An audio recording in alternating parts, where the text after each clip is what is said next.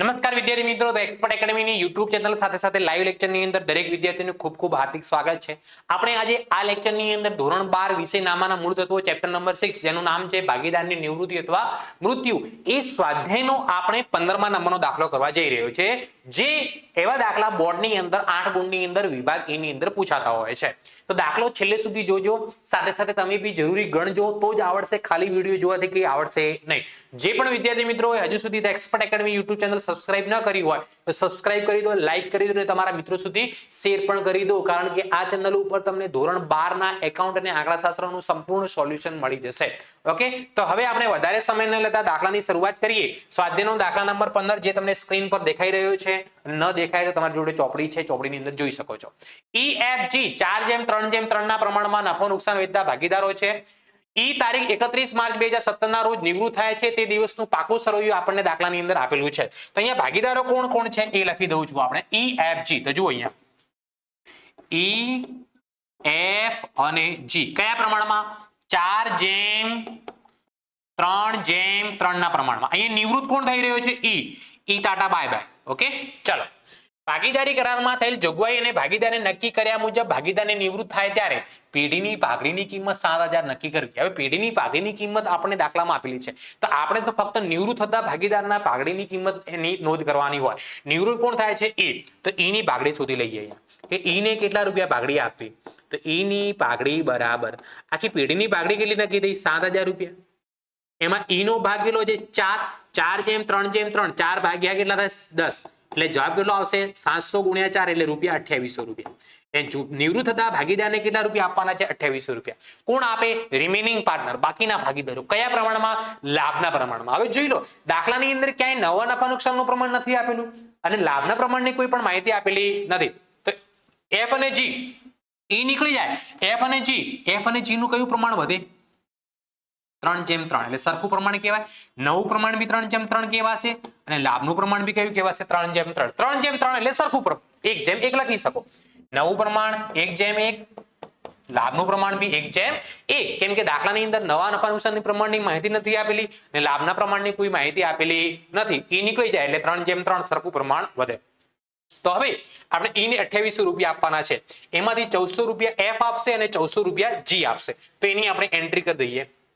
તો ભાગીદારોના ચાલુ ખાતાની જગ્યાએ મૂડી ખાતા લખી દઈએ. ભાગીદારોના નામની અંદર EFG, EF અને G. ઓકે, F ને કેટલા આપવાના? 1400 રૂપિયા. તો F ના ખાતે કેટલા ઉધાર કરીશું? 1400.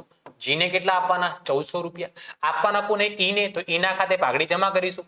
1400 અને 1400 સામે વાળાનું નામ. આ 1400 ની સામે આપણે કોનું નામ લખીએ? તો કે E ના મૂડી ખાતે, E ના મૂડી ખાતે. અને આ કોના ખાતે લખીએ? તો કે F ના મૂડી ખાતે. અને અહીંયા સામે કોના ખાતે લખવામાં આવશે?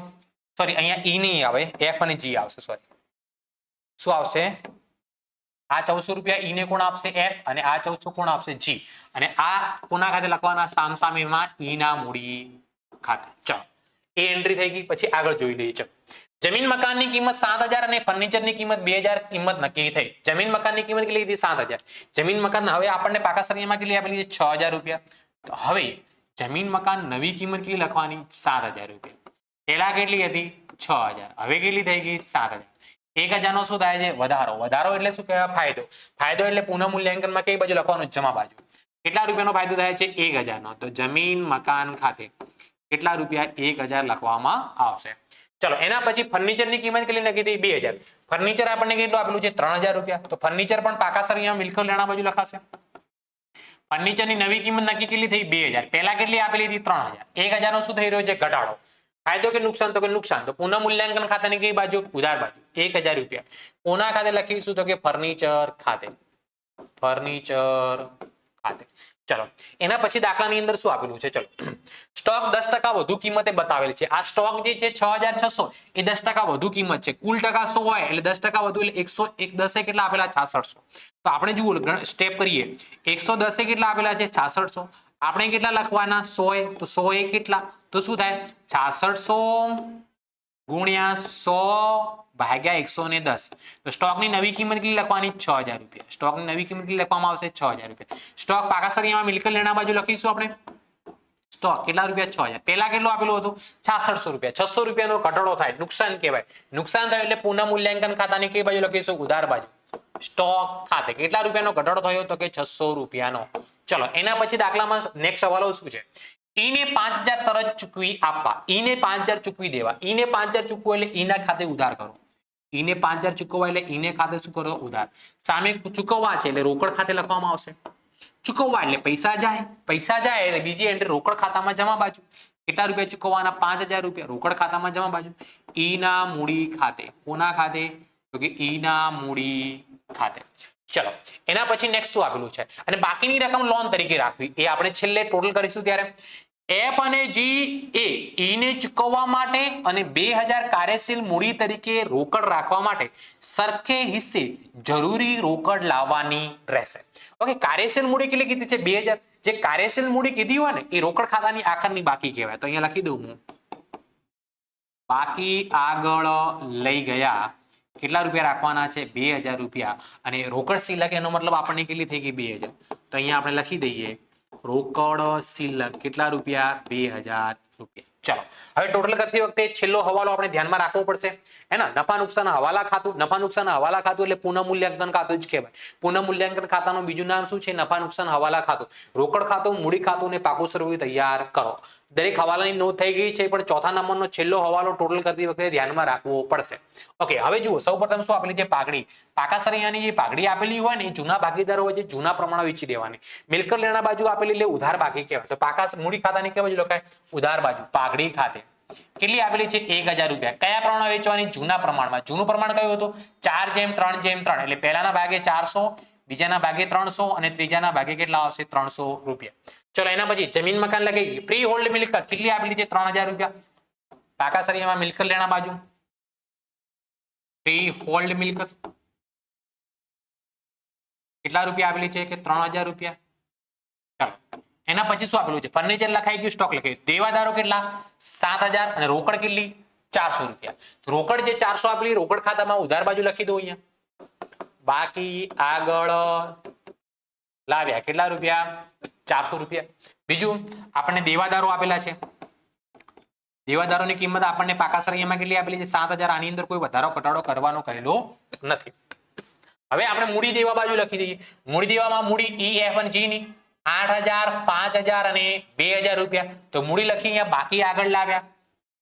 બાકી આગળ લાવ્યા આના કેટલા છે 8000 એફ ના કેટલા 5000 અને જી ના કેટલા તો કે 2000 રૂપિયા ચલો એના પછી શું આપેલું સામાન્ય નામ ભાગીદારો વચ્ચે શું થાય વેચાઈ જાય કયા પ્રમાણમાં જૂના પ્રમાણમાં 4:3:3 ના પ્રમાણમાં તો જમા બાજુ લખાશે 4:3 ના 3:3 ના પ્રમાણ વેચવું એટલે 800 600 અને આને બી કેટલા મળે 600 સામાન્ય અનામત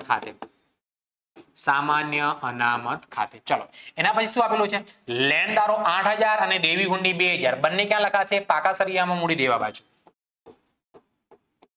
લેણદારો કેટલા રૂપિયા 8000 અને દેવી હુંડી કેટલા રૂપિયા તો કે 2000 રૂપિયા ચલો દરેક હવાલાની નોંધ થઈ ગઈ પાકા સરિયાની નોંધ થઈ ગઈ હવે આપણે ટોટલ કરવાનું રહેશે ટોટલમાં સૌપ્રથમ આપણે પુનઃ મૂલ્યાંકન ખાતાનો સરવાળો કરીશું પુનઃ મૂલ્યાંકન ખાતાનો ઉધાર બાજુનો સરવાળો વધારે છે કેટલા રૂપિયા 1600 આ બાજુ કેટલા લખાશે 1600 માંથી 1000 બાદ કરો એટલે કેટલા આવે 600 રૂપિયા ઉધાર બાજુનો સરવાળો વધારે છે એટલે વેચણી પાત્ર ખોટ કહેવાય વેચણી પાત્ર ખોટ કોને મળે જૂના ભાગીદારોને ઈ એફ અને જી કયા પ્રમાણમાં મળે જૂના પ્રમાણમાં એટલે કયું પ્રમાણ 4:3:3 તો પહેલાના ભાગે કેટલા આવે 240 બીજાના ભાગે 180 અને આના ભાગે બી 180 ઓકે અહીંયા જે ખોટ આવી અહીંયા જમા છે અહીંયા ઉધાર લખીશું ક્યાંથી લાવી તો કે પુનઃ મૂલ્યાંકન ખાતેથી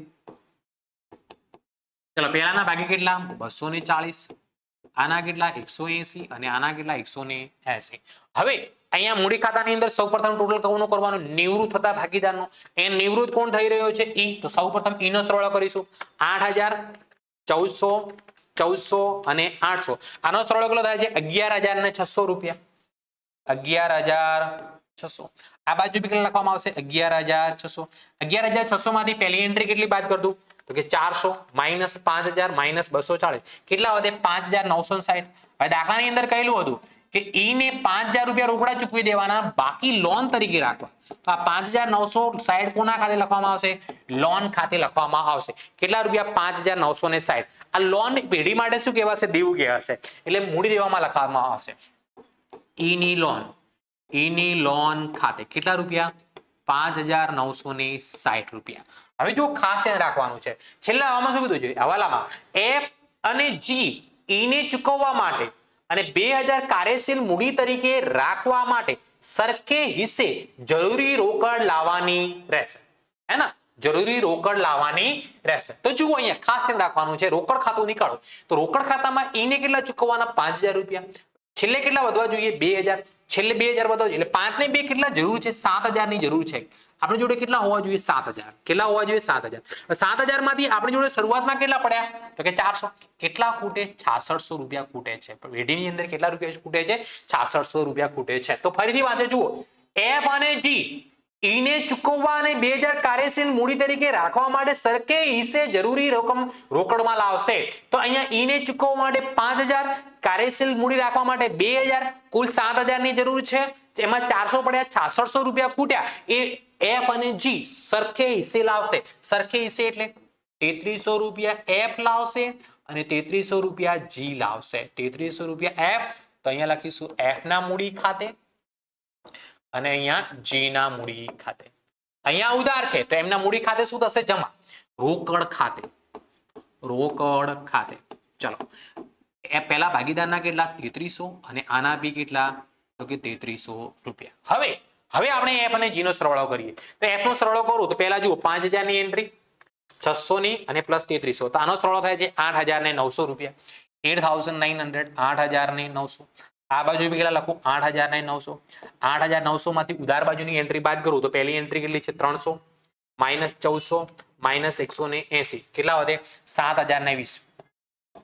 7020. શું લખીશું? બાકી આગળ લઈ ગયા. લઈ ગયા. ચલો, હવે જી નો સરવાળો 2600 અને 3300. જી નો સરવાળો થાય 5900. 5900. આ બાજુ બી કેટલા લખવામાં આવશે? 5900. 5900 માંથી પહેલી એન્ટ્રી બાદ કરો 300, 1400 અને 180. તો આના વધે 4020 રૂપિયા. કેટલા રૂપિયા? 4020. આ મૂડી છે, એમની મૂડી દેવામાં લખવામાં આવશે. હે ને? મૂડી એફ ની કેટલી આવી? 7020 રૂપિયા. અને જી ની કેટલી આવી? તો કે 4020. 7 ને 4 11040 રૂપિયા. હવે પાકા સળિયાનો બંને બાજુનો સરવાળો. સૌથી પહેલી એન્ટ્રી 11040 પ્લસ કેટલા છે? 8000 પ્લસ 2000 પ્લસ 5960. ટોટલ થાય છે 27000 રૂપિયા. 27000 રૂપીસ. ઓકે, આ બાજુનો સરવાળો કરીએ. 7000, 2000, 6000, 3000, 2000, 7000. કેટલો થાય? 27000 રૂપિયા. પાકા સળિયામાં બંને બાજુનો સરવાળો કેવો થવો જોઈએ? સરખો થવો જોઈએ. કમ્પ્લીટ ખબર પડી? યસ યા નો, હા યા ના કોમેન્ટમાં લખી શકો છો. કોઈ પણ પ્રકારનો ડાઉટ હોય તો, અથવા તમને વોટ્સઅપ નંબર આપી દઉં છું 9737448382. આ નંબર પર વોટ્સઅપ પર ડાઉટ નો ફોટો મૂકી અને તમે ડાઉટ સોલ્યુશન મેળવી શકો છો. તે ઉપરાંત નીચે ડિસ્ક્રિપ્શનની અંદર વોટ્સઅપ ગ્રુપની સાથે સાથે ધ એક્સપર્ટ એકેડમીની એપ્લિકેશનની લિંક આપેલી છે. એ લિંકનો ઉપયોગ કરી અને સીધા જ તમે ધ એક્સપર્ટ એકેડમીના સુપ્રીમ બેચ સાથે જોડાઈ શકો છો. તો મળીએ છીએ હવે આપણે નેક્સ્ટ લેક્ચરની અંદર નેક્સ્ટ દાખલા સાથે. Thank you so much. ખૂબ ખૂબ આભાર. Tata, bye bye, C you.